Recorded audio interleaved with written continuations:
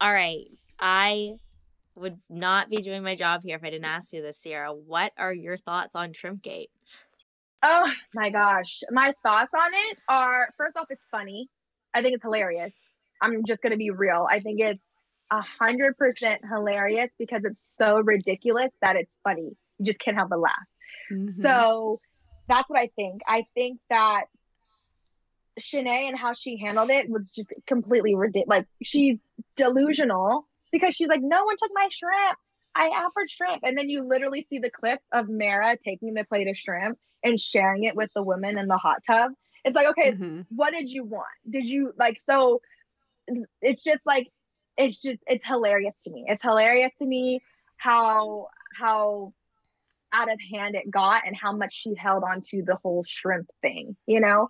Um, and it just makes me think like if that's something that small can like push you over the edge and like make your cup overflow, like sis, there's some things you need to work on. One question I have, because it seems like Shanae was so focused on Elizabeth, but then she would make comments about how the other women in the house wouldn't talk to her.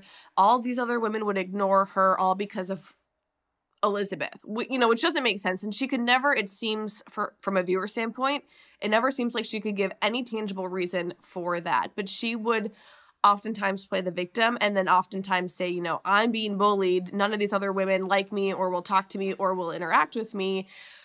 Did you ever hear that from her, like, head on? And did anybody ever address that, like, in terms of the bullying? Because that is an extreme statement to be saying for things that don't really seem to be an issue. And did anyone say, like, why don't you call anyone else specifically out instead of just this one woman? So whenever we talked at that cocktail, and you do see like me asking her like, hey, like, can you give us actual reasons of like when you've experienced this bullying? And we also we tried again, at the other cocktail, with at the ceremony, we try again to talk to her, and she will not give you an explanation. She won't.